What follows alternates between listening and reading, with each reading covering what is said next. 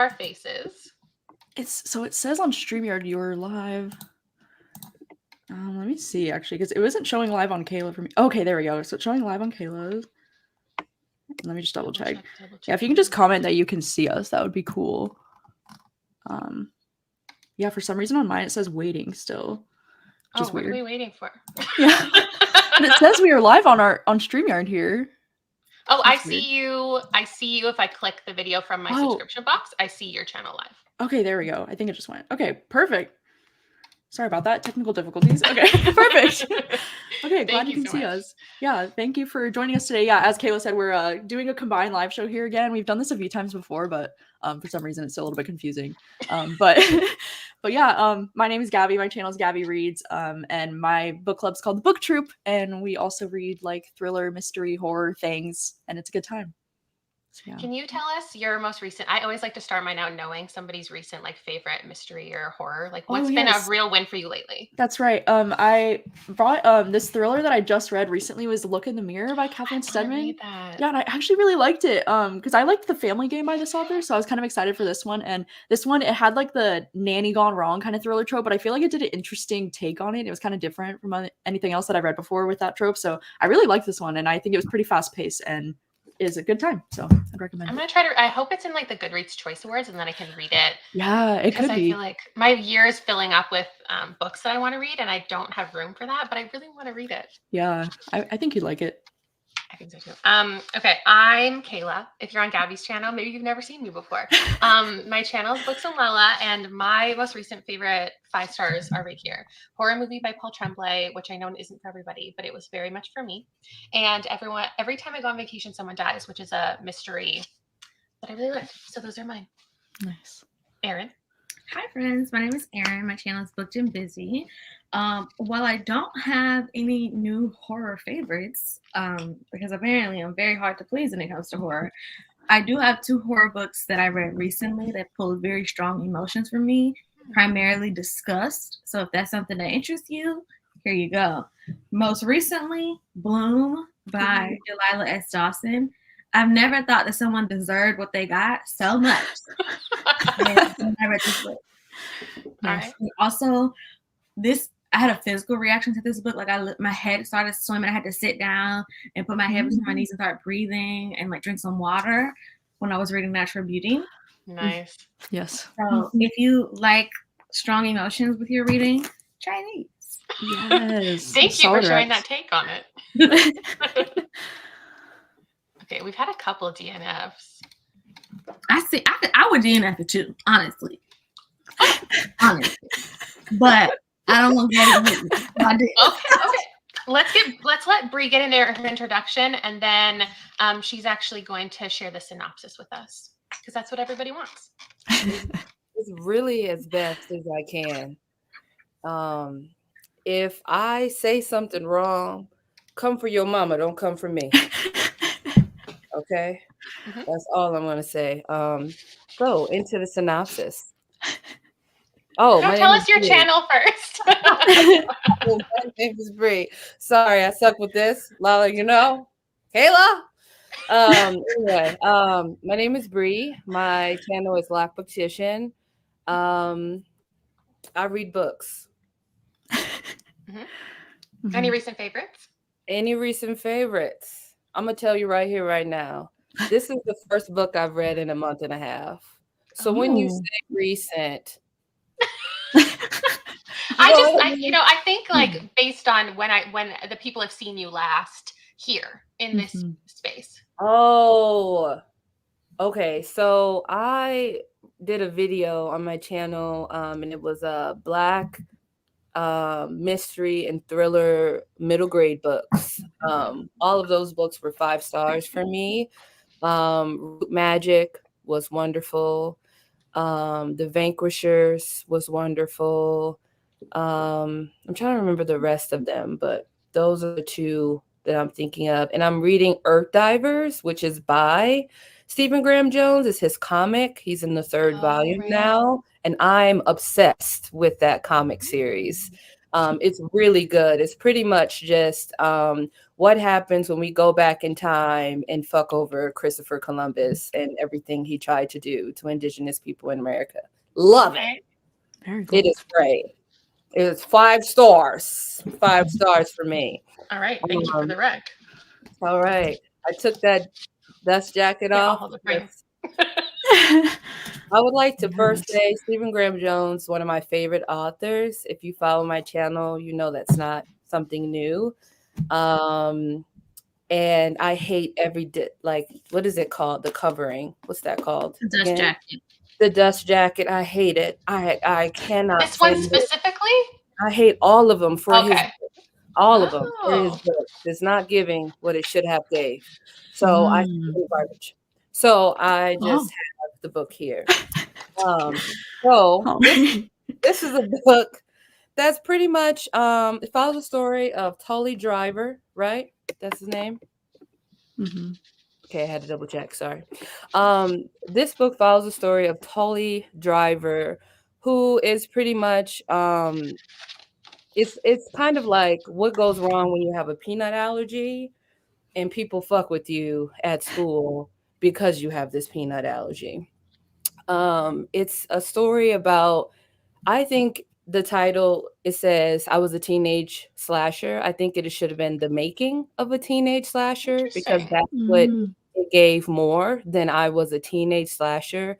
It also, as a therapist, not to put that in there, I love the just the different layers of a person. It's like, yes, I'm killing these people. I know it's wrong, but I'm still doing it because I'm a slasher and the formula is this. So I need to go ahead and do this. But also, let me put a dash of humor in there and let you know that I really hate math class. And that's really why I'm bruised up, but not really. This is also a story of love in a way and affection. He has a friend named Amber who kind of helps guide him into this. And when I say into this, being a slasher, this is also set in the South in Texas. So I think if I say anything else, I would be spoiling it. But one keynote to know is that Stephen Graham Jones has a trilogy of I'm gonna put the name in the chat when it comes to my mind. There we go. What'd you say? I think it's the Angel Lake trilogy. Yeah. Mm-hmm. Right. The Angel of Indian Lake. There we go. Somebody had it. I didn't. And I feel like that whole trilogy makes this book look like I hate what I'm about to say. Oh, I hate what I'm about to say. So you're recommending the trilogy over this one? Hands down. This book, I won't say it didn't need to stay in the draft. That's not what I'm saying. What I'm saying is I love Stephen Graham Jones, and this was my least favorite book I've read from him. This is what I'm saying. Okay. So yeah, that's the synopsis. If we want to quickly go through our previous ratings of Stephen Graham Jones, like what we've read before, I will run through mine. My favorite is My Heart is a Chainsaw, and then Night of the Mannequins. But I also gave 4 stars to The Last Final Girl and The Only Good Indians. We actually read both of these for the book club in the past. So this is the 3rd time here with Stephen Graham Jones. And I'll start off my thoughts by saying Stephen Graham Jones is my favorite author. So period. More to come. It's my favorite author. Absolutely. Yeah. Officially. That's what I'm talking about, Kayla. Say it with your chest. Say it with your chest. Yes. Now, what about you guys? I know, Gabby, you had similar favorites to me, right? Not with My Heart is a Chainsaw, but with Night of the Mannequins. Yeah, I know. I think this is my 5th book from Stephen Graham Jones. First one ever for the book club though, which is pretty cool. But Night of the Mannequins is definitely my favorite from him. And then I also loved Mapping the Interior. I think I gave that one like 4.5 stars. Yeah, I loved that one. But then I've also read The Only Good Indians, which I thought was okay. I gave that one like 3 stars, I think. And then My Heart is a Chainsaw was a DNF for me, unfortunately. I wasn't the biggest fan of it. But this is my 5th book from him, and I do tend to pick up his books pretty frequently, yeah. This is my second attempt at a Stephen Graham Jones. I DNF'd My Heart is a Chainsaw like 2 pages in. And honestly, this should have been DNF. So the other Stephen Graham Jones on my TBR has gone to the unhaul pile because he's definitely not for me. Mm-hmm. So much slander. Oh, yeah. Get ready. Oh. I'm not. Bree, you've read what from him? The question is what I haven't read. I've read a lot. Damn, I wish I had a list of them or something. But my favorite, my first book that I read by him was The Only Good Indians. It scared the living shit out of me. Like I was terrified. I was very, and it also didn't help that I was also around like indigenous people who would talk about things that he talked about in that book. So then it like made it more intense for me. But The Only Good Indians for sure. My Heart is a Chainsaw is also a fave. Night of the Mannequins, Mapping the Interior, Earth Divers. I think Earth Divers is my favorite of him, actually. I had to change that. Then The Only Good Indians, but Earth Divers. It's 3 volumes, y'all. It's real good if you want to try it. Okay, I'm getting the vibe already of everybody's ratings here. I was gonna start it off with, I always love to hear everybody's rating and reasoning. And Gabby, you start that way too lately, haven't you? Where it's like you share just like a little bit, just like a little tease into what you thought about it before we get into spoilers. Yeah. I was gonna start it off by saying I have a feeling that like at least 2 out of the 4 of us absolutely hated this because like that's just kind of how Stephen Graham Jones goes a lot of the time. But now I feel like I'm the only person here who liked it. So I'm gonna leave my part for last. Gabby, if you want to kick us off then with your rating. Sure. You already blocked this, right? I did, yeah. Okay. So I don't think it's the biggest mystery how I felt about this, but I think for me it was 2 stars. I wasn't the biggest fan. I thought like Aaron said, this would have been a DNF for me if I'm being honest, if it wasn't for the book clubs. And I thought, I mean, the reason why I gave it this rating is because I thought it was kind of confusing, difficult to follow at times what was happening. I didn't care for the repetition. I thought it was so repetitive in some ways. But then the reason why it wasn't 1 star is because I actually really liked the ending of this book. Like I really, really, really liked how it ended. So I had to give it the 2 stars at the end. But yeah, wasn't the biggest fan of this one. I'm not really writing books that aren't 5 stars, but if I were to write it, I would say this was a very generous 2-star, and I mean very, very generous. My reasoning is I think this could have been a novella. This could have easily been 200 pages, and you would have told the exact same story. Agreed. Second, I remember because I made a Goodreads update at 36%. I said I wish we would stop yapping and start slashing. There's a lot of talking and just needless rambling, and that's kind of also part of why I DNF My Heart is a Chainsaw. It's very stream of consciousness, which I don't like. Get to the point. And I didn't like the reflective telling of the story because before any of the slashing had actually started happening, it was just like, oh, what I did 17 years ago, or when I killed those people, or the massacre. And I'm like, why are you constantly telling me about the massacre before the massacre has happened? I didn't like that. The one thing that I did enjoy was it made me ask myself, if this was happening to my bestie, would I enable her to be a serial killer? And that part, Amber was about it. That was interesting. Yeah. The audiobook narrator, 10 out of 10. He put his foot into that narration. Bree, what's your rating? I feel like I do this every time you invite me, and I say I don't know. But it's literally I don't know. The most difficult part about reading this book is I couldn't get out of the comparison to the trilogy. And the thing is, when I read My Heart is a Chainsaw, I was like, I need more slashing stuff from him. And then I got this one and it felt a little underwhelming. But it didn't, like, I kept reading it. But it just wasn't my top book out of all of the books I've read from him. the repetitiveness of it that y'all talk about, and the like stream of conscious and all of those things felt very like, it felt comforting to me because I know that it's culturally appropriate. So I truly liked, that was like my favorite parts of it. And I feel bad that y'all were like, that's not my thing. But what I will say to Aaron is I agree that it should have been a novella. I do think that a shorter one could have been done. I really just felt like the making of a teenage slasher would have really made this a better reading experience for a lot of people. But yeah. I'm pleasantly surprised with how many 5 stars were in the chat because I never like to pick a book that like so many people dislike. Obviously, I'm the only one here who is absolutely obsessed with this. This is like a 5-star favorite. I had a feeling it would be. I love everything about this.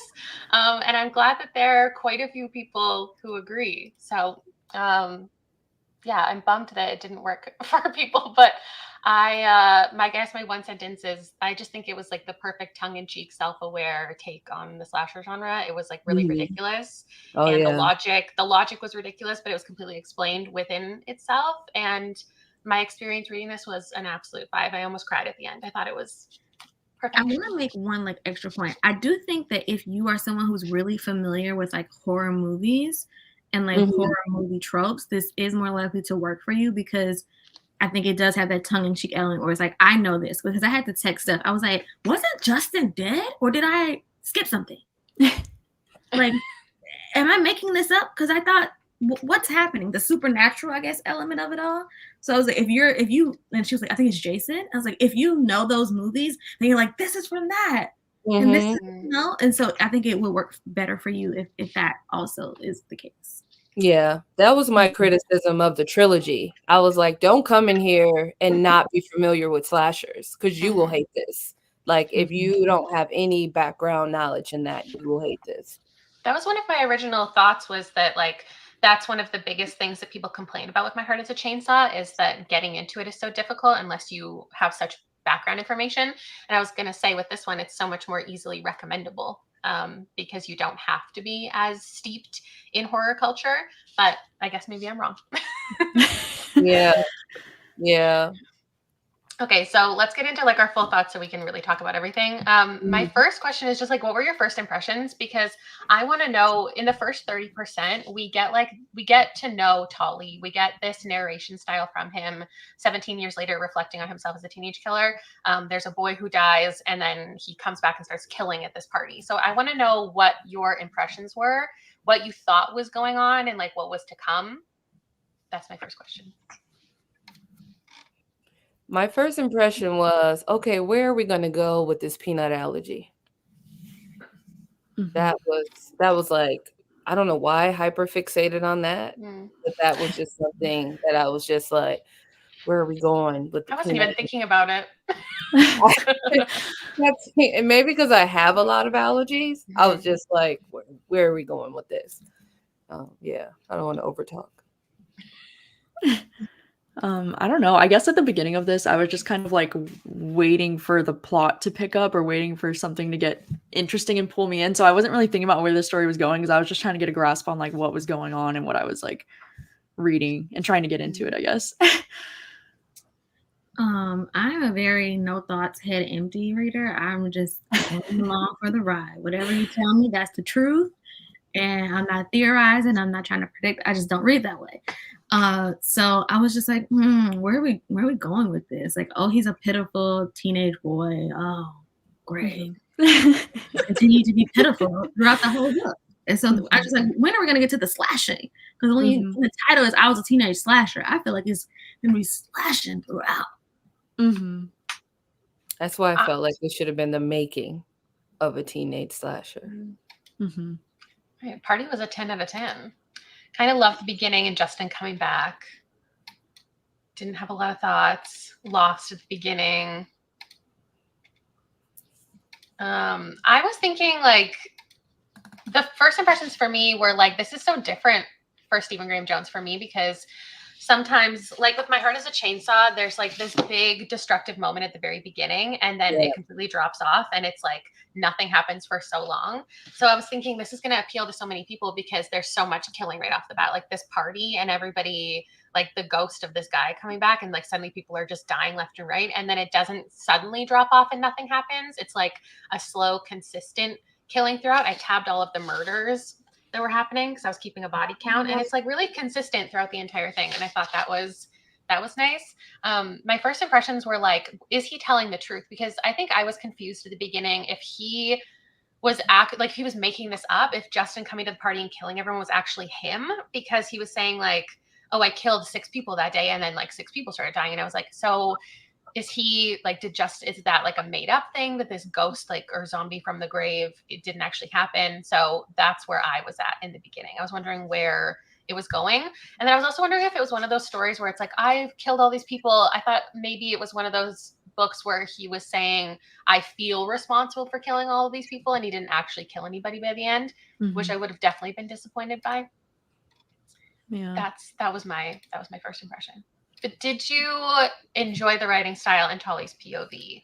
I always enjoy Stephen Graham Jones' writing style. It's comforting to me. Tully's POV, to me, the biggest thing I liked about it was it kind of forced the reader to be very compassionate to a very murderous person. And I really like that, because I firmly believe that no one is all one thing. We're dynamic. So showing that through the text was really important to me, and I think he did that beautifully. I am not a fan of Stephen Graham Jones's writing style.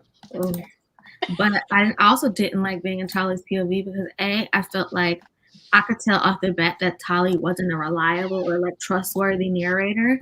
But also I dislike being aware that I'm reading a book. And so the interjections and making me very aware that I'm reading a book kind of take me out of the reading experience. Like, oh, my typewriter doesn't have this, so this is going to be italicized, or this is going to be, well, I'm listening to the audiobook, so I don't see it either way. True. The way I absolutely live for that writing style is just so like, it's crazy how different we are, and I love it so much. Like, there's so many different ways to read a book and like to enjoy, or like, it's just so interesting how we can hate and love the same thing. I love the idea that the character is self-aware. I love that he's talking directly like to the reader, and in a way, especially with this story where it's so intimate, where he's saying like, you already know the story, you already know the thing that happened in La Misa, I'm just going to give you a little bit of background. Like, I love that idea that we as the reader are an actual character inside the book. And I eat it up when he was like, especially at the end where they were like, we published this book in this certain font because that's what would have been available in the 1990s or whatever at an auto parts dealer, because that's what the author requested. I just love that Stephen Graham Jones cares so much and wants things to feel so authentic. Yeah. And yeah, I love that. Yeah, it's hard because I think I do like Stephen Graham Jones writing sometimes. Like, sometimes it works for me, and then sometimes it doesn't. I think, in my opinion, I think he's so much better at novellas, because like everything that I've loved from him has been a novella. And I think he's really good at like the shorter stories, but I guess there's something about once he hits a certain page count, it just starts to feel a little bit like meandering, I guess, to me, and I get kind of bored with his stories when they're a little bit longer, I guess. But yeah, I feel like with this one, the writing just, there were chapters. Yeah, I know, and that too, like the no chapters thing made it more difficult, because I was like, oh my god, like when is this, gonna end? And like, yeah, because there would be like 60 page long like chapters basically, because there was no real chapter divides here. It was hard for me to get through this one.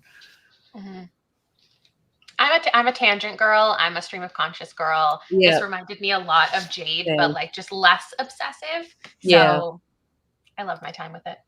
Yeah. I feel I'm sorry, go ahead. I just felt like the trilogy just moved faster. And the streamer conscious, I don't know. Kayla's saying all my thoughts, so go ahead. I read like 1,000-page fantasy books, so a long chapter doesn't necessarily turn me off, or where there's a lot of plot development, but I have to like the character. I probably got ran over by a bus tomorrow. If he swallowed a jar of peanut butter, it wouldn't bother me a bit. So, he's unlikable. That last scene, that last part wasn't touching.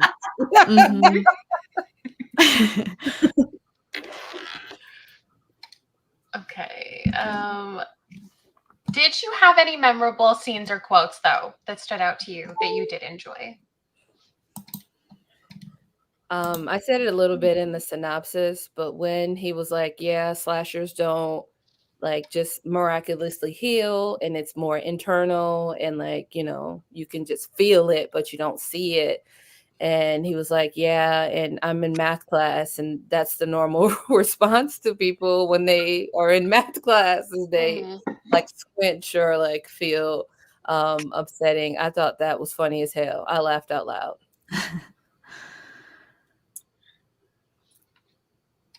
I can't say that I have a favorite scene quote. All right. But I love Amber. I love Amber. Amber is a ride or die to the He really end. is. When she was like, "Oh, I think you're killing people. Oh, that's crazy. So here's how we're gonna do the next." Yeah. And I'm just like, she's so real, because I would do that for my bestie. If what happened at the beginning of the book happened to my best friend, if they wanted to get revenge on everyone involved, I am down. I don't want to go to prison, so we really got a plan. But I will support you, because that I will say, what happened at the beginning was heinous. If it wasn't for Stacey, can we talk about Stacey too? Because I like Stacey. Yeah, Stacey. I hate that she met the end that she met, because I want her to survive. she didn't deserve it. But Amber was, I found myself like being like, that's what I'm talking about, Amber. But also, Amber, do you need to see a therapist? Because why are you co-signing these very malicious behaviors? But I'm also like, I feel you, Aaron. If somebody did that to my best friend, I've already in real life have done terrible shit to people who's fuck with people I love. So I'm not above it. So I was like, well, Amber, you gotta do what you gotta do, I guess. Yeah. I think my most like favorite scene was like the very ending of this book. Like I really did love the way that this wrapped up. Like I loved the scenes with like him and Amber at the end. And I do love how their friendship always stayed kind of like platonic and like just like really, I don't know, like I didn't really care about the characters at all throughout the book until the ending, when they had like that really nice scene with like their friendship. And like I don't know, I think their friendship at the end was the thing that got me. And like I just loved the way it wrapped up with like the peanut butter thing. And like I don't know, I thought it was entertaining, and I was like, finally something interesting. So Dang, the whole book wasn't interesting, but the last yeah. Natalie said the scene where he says he doesn't have to run because he'll catch them walking anyway. Love that. Yeah. So classic. Yeah. I also agree. Grain silos are very, very creepy locations if you've ever been near one. Okay, my favorite scene, like this is so steeped in grief. From the very beginning, he loses his dad. And the quote where he was like dying when the kids strapped him to the chair and fed him peanut butter and he was like on the brink of death. He said he felt like maybe an angel had come to my dad last year, told him I was going to die at 17, and given my dad a choice: go on without me, tend my grave, tell stories about me to anyone he could corner, or drive into that tractor on purpose and be there waiting for me so I wouldn't be alone in the afterlife, so I wouldn't be scared. I was like, oh my God, what a like sad and beautiful thought that he would be there on purpose because he knew you would die. Like that's so sad to think about. And then I also highlighted the quote that it's 6 minutes of my life tops, but some memories you don't measure in minutes or miles, but how much of yourself is still in that moment. And I thought that was really, really impactful for me. My other favorite scene is just when we learned about the color blindness and how his vision would go black and white when he was like becoming a slasher. And I loved those scenes, and I felt like they were really ominous, and I could so visualize it in a movie of watching that happen to him and what it would look like. I imagine this movie very much like tongue-in-cheek, like funny horror, but also a very meta, kind of like watching Scott Pilgrim, where it's like a graphic novel come to life. That's how I pictured watching this. Mm-hmm. This was a book definitely written to be adapted, for sure. For sure. Mm-hmm. The scene where he had that whole story with the guy at the store was actually like, oh yeah, that actually didn't happen. I loved that when he was just telling stories and then he was like, actually, I totally made up that scene just for the plot. And I think that's so fun. Mm-hmm. Yeah, and I guess we did kind of touch on this one, but like, what did you dislike or what could have been improved for you in the story? Getting to the point. I personally could have done without so many vomiting scenes personally. I'm like one of those people that gets very like I get very grossed out by like graphic descriptions of like vomiting and stuff. So I feel like there was an excessive amount of that. I don't know if anybody else noticed, but I was like, what the heck? Like, why are we describing this so much? I feel like the first one was very visceral. The feel like when he was describing like the literal peanuts coming out of. I thought that was great. I was like, this is horror. Like this is doing it for me. Oh my god, I feel so disgusted. Especially his first kill when he talked about the blood and how it looked and how he felt, and I was like, yes, give it to us. Give it to us. I did not connect with that. Like, it didn't feel gory or hoary at all to me. Yeah. And I think probably just tonally, the book doesn't feel very dark or very gritty. That's how I interpret it. So I'm just like, oh, we're just like killing people on a Saturday afternoon. Yeah. Oh. Yeah. I think it was also for me like the repetition of the like, if I had to hear this guy one more time be like, well, a slasher does this and like a slasher does that, and like I'm just a slasher, you wouldn't get it, and like it was a little much. I'm over here just I don't have any words. Just parts that y'all didn't like, that's the parts I liked. Mm-hmm. I feel like I would have liked the ending to be a little bit longer. From finding out that Amber was technically the final girl to like the actual ending, there was only 20 pages. And I appreciate it because he was waiting so long to like reveal that. So if that was a surprise for you, then you probably didn't see it coming even more because like the ending was approaching so fast. But I think I would have liked to sit in that a little bit longer, like maybe them to have to battle a little bit more. But that's like the only critique that I could think of, and I had to force myself to think of something. I saw Amber as the final girl very early on. I wasn't believing about, what was her name? Jade? Mel. No, Mel. Yeah. I wasn't believing that. I felt like I called that pretty early on. But to me, calling something and then it happens doesn't make a book bad for me. I'm like, ooh, that's cool. I'm really that girl. I'm a, you know what I mean? That's how I be feeling. But what could have been done better? And this could be 100% biased. I just want y'all to know. I have not been in a reading headspace for a while. A lot of shit has happened personally in my life, so I haven't been mentally ready to read, which is why I'm rereading this book, because I feel like I was not in a good headspace. Now, when that snow drops down here in Minnesota, I'm going to be seated in December. So I'm going to go ahead and try it again in December, because the only thing that I felt like just didn't work, and I don't know if anybody else felt that who was reading, I felt like I kept leaving the story and coming back. And I don't know if I was just confused or just not into the book, but I just felt like I kept wandering, like I kept going, like the ADHD, maybe I just couldn't sit still. That's what it felt like.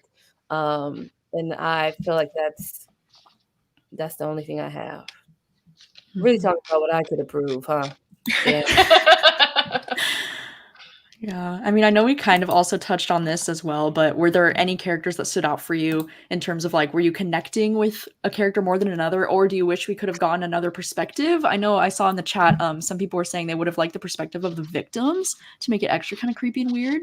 Don't I want to feel bad for them? That's an interesting thought. I feel like the only characters that really you have the ability to connect with is Tolly and Amber, and barely even Amber. Yeah.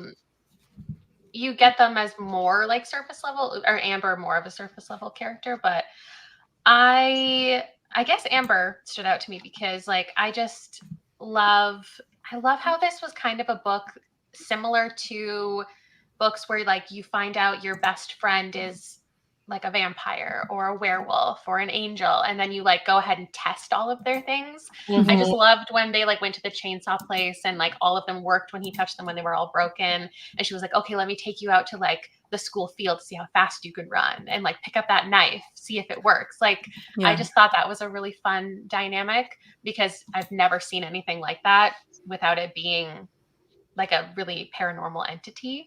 And so treating a slasher like a paranormal entity and like a zombie and like it's an illness was just perfect. My favorite characters was totally his mom and Amber. I would have liked a little bit of a, not a lot, but a Salt Bay action of POV from mom. Because the whole time I just kept, okay, now I figured out why I was not in the headspace for this book. Damn, that got deep. Yeah. That got deep. So anyway, my grief is why I was not in the headspace for this book. The grief felt really thick. And if anybody in the chat has recently lost a parent, you know how that feels. So I couldn't really, I kept going everywhere. But the grief from the mom of like losing her husband and then losing her son and then having to like have your community look at you. And a lot of times if a kid breathes wrong, they blame the parent. Not saying there aren't shitty parents out there. Okay, they are. But I just kept thinking of like this poor mom, this poor mom, this poor mom, this poor mom. So I would have liked just some kind of, because the whole time when he was in his perspective and like talking about like, I bet my mom, maybe she's married, maybe she did this, maybe she's that, like, you know, just talking about what he thinks his mom is doing. Even Amber, when he would talk about the beautiful life that Amber should have and how she's better than him, I was like tearing up, like, damn, you really love your friend. So yeah. Yeah, he really had to leave everybody behind for the betterment of them. It was like a huge sacrifice in here, and even like taking his own life at the end. Like it was This might sound strange, but I almost wanted like interjections from the slasher because in that first kill, Tolly kind of disassociates, and throughout the book, he disassociates from being the slasher, and he talks about the like slashing and the things that happen as if they're not happening to him, as if he is not the person doing it. And like the first time it happens, he's just like waking up and like a haze, like, what did I or did this happen? And so being locked into the perspective of actually the slasher and like the cold clinical whatever they're doing to like get this revenge, I think would have been really interesting and kind of intense. Yeah, to get. I agree. That would have been cool. It'd been like a Dexter Dark Passenger thing or something. Yeah. Well, okay. And then as far as like the ending goes, I know we kind of briefly touched on this too, but also like, did you enjoy the ending? Did you see it going in any other directions, or what would you have changed about the ending, if anything? I know for me, I mentioned like the ending was my favorite part personally. So I really did like how this book wrapped up. I thought it was wrapped up really nicely. I think it was beautiful. I think even though the behaviors he did was antisocial for real, and a lot of times we think of antisocial personality disorder, we think of lack of empathy. But I think that him making the decision to unalive himself was for the betterment of other people, specifically Amber. And I thought it was like selfless in a way. Yeah. Sorry, I didn't mean to take off. I just wanted to highlight this one because I think it's interesting to think about, because like technically, yeah, in any horror movie, like the killer is never actually gone, right? Like I think there is, I don't know if everybody thinks this way, but like I do think you can interpret the ending. He definitely took his own life and ended it, and that with the peanut butter all over himself. But I do think there's a world in which he comes back. I don't know though. Well, and it was interesting the way they even talked about him at the end, how like, because what was it? Amber had his back to him, so she thought he would like live again. It was an interesting like commentary about slashers and how like the monster, like the slasher, is always coming back to life in like unrealistic ways. But I thought it was like really interesting and really well done at the end there. Yeah, I'm not really a big fan of epilogues, but I would have loved the epilogue to start 10 days later. Amber went to her car and found it. You know what I mean? Like that. Yeah, it'd be I would have creepy. liked a chapter or two of that. Mhm. The ending made me miserable, derogatory. Same. I like the 17 years ago ending, the like showdown between Amber and Tolly, and even at the end she just wanted to keep him from killing her. She didn't want him to die. I appreciate that because that's real. That's the shit.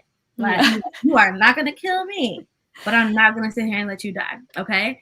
But I didn't really like the present day ending because it just felt pointless and it felt self-indulgent. Because if you ain't killed yourself for 17 years, why are you doing it today? Mm-hmm. Why did you? Oh, I want to wax poetic. I want to really recount my time as a teenage slasher, and I want to write this book. And of course, 17 years later, Amber comes to just a specific junkyard, car shop, whatever that I work at, and of course. Well, I mean, though, that's feminism. but that's like the whole point of the book is that it's how ridiculous, like how you go to the store and the exact person that you need is there, and like everything is so convenient. Just like when the killer gets completely beat up in the movie, he can still go to school the next day because we're living by slasher rules, not real rules. I think like him taking his own life at the end makes sense because like he, I guess, finally saw that Amber is living a beautiful life, and so he finally felt closure in a way. I think that's what I imagine. I also like, I personally really liked the ending because we did get the confirmation that the slasher thing was like an infection. Like it really was a real thing, because there are moments that we get to question that if he actually does want to kill these people or if it's the slasher taking over his mind. But the moment that he's like actually dead, and it says he is dead, but Amber turns her back to him and he comes back to life, I think that is evidence that it is a true illness. And I liked getting that closure for myself as a reader. Yeah. So would you want a sequel then? Question mark. No. I'm not a sequel girl.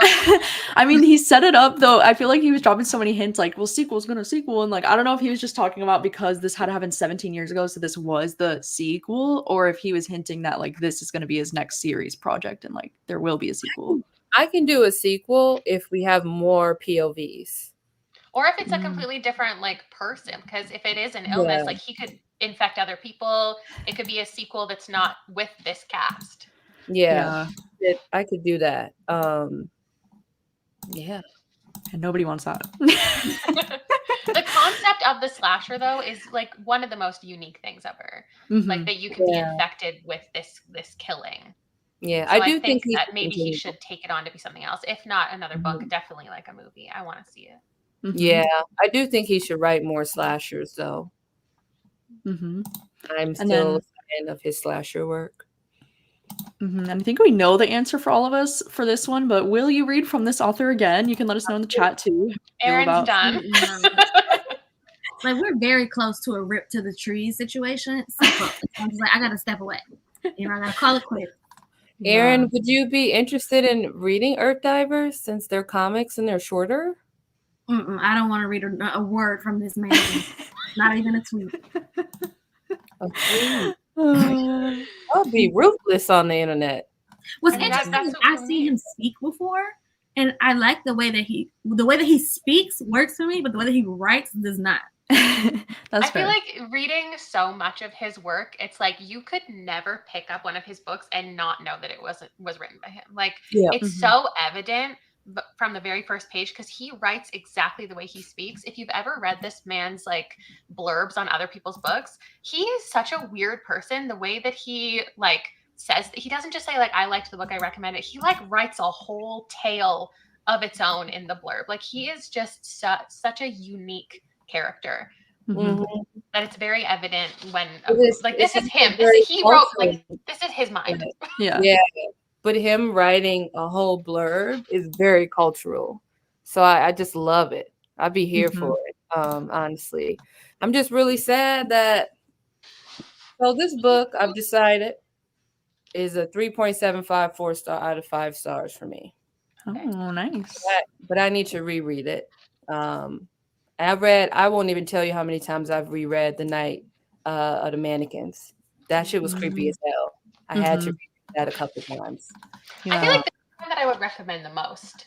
Yeah. For people who like this one, to move on to this one. Yeah, I think I would read from him again, but I think it just depends. I kind of agree with what Sarah said in the chat. Like, I'll only read like non-slasher stuff from him because the only ones that have really not worked for me is this one and My Heart is a Chainsaw, which are both his kind of slasher stuff. And then also like I do like his novellas, so like I would be open to like reading more of his short form fiction in the future. I just don't know if his full-length novels are really gonna be my thing moving forward, but I would read from him again. Yeah. I haven't read it yet, but I know Kayla has. Kayla, how would you compare this to that Paul Tremblay vampire book? Because based on the concept, they seem similar. Yes. Yeah. This one I pulled out absolutely because I wouldn't necessarily recommend the Pallbearers Club for fans of this, but I would the other way around. Like, if you liked the Pallbearers Club, this is my next thing that I'm going to recommend to everybody because it's such a friendship story, and there's like barely any horror in here, but I would definitely compare them as far as like commitment to friendship. And then my other recommendation that I wanted to pull is My Best Friend's Exorcism, because it's another kind of horror book about friendship. There is more horror. There is a lot happening that's different in here. But I would say if you liked this one, move on to this one. Those are Both of those are on my TBR, and now I'm nervous. What'd you say?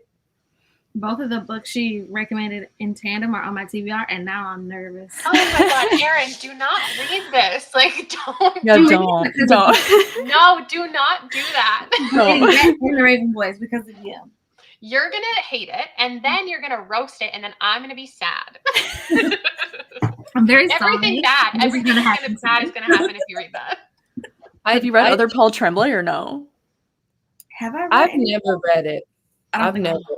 I don't have no interest in it though. There's just some authors that BookTube loves, and they talk about them in a way that I feel like it's a hell no for me. Not even like a no. Oh no. Well, you should know that these two are like best friends, like in real life. I know they are. In that horror movie a couple weeks ago.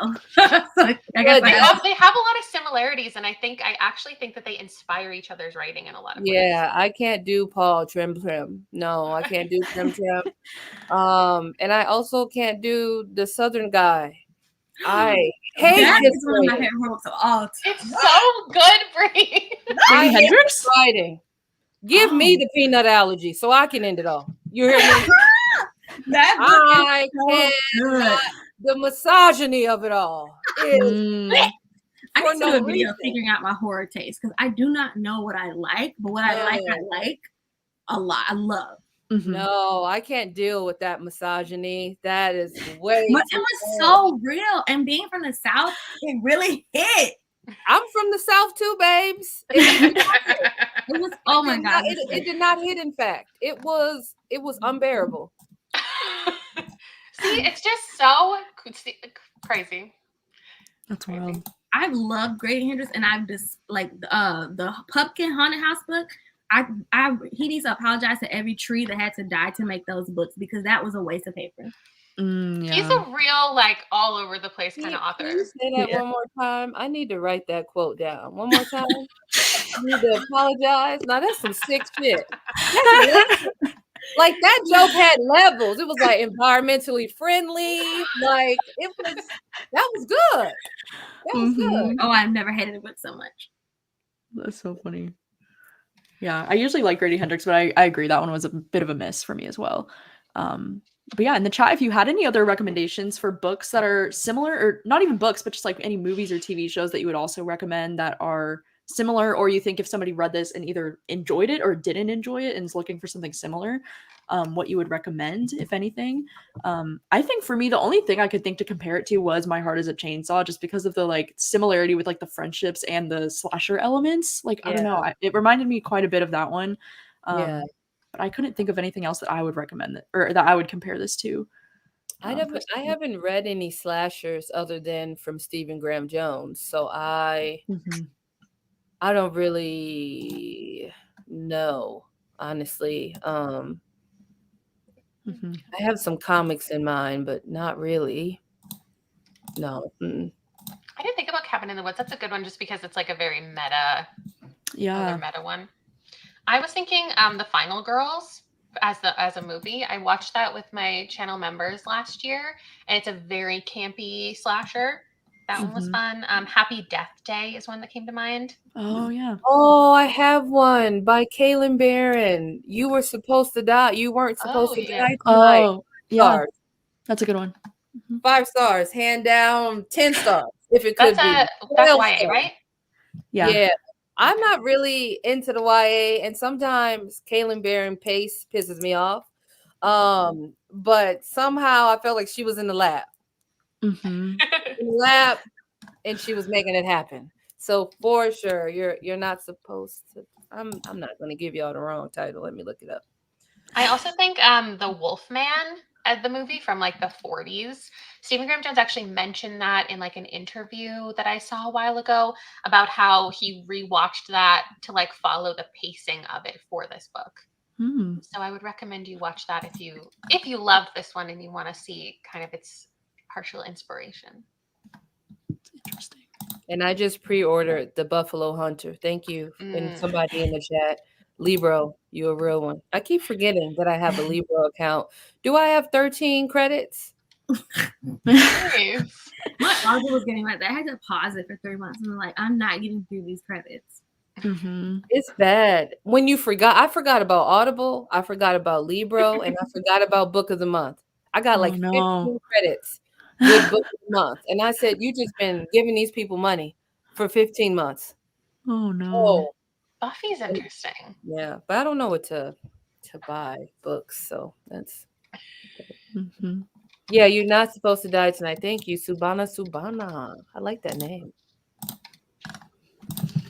All right. Did you have any final things to wrap up the live show? I don't think I think I shared all of my thoughts. I think I had more gushing to do, but I'm trying to keep it.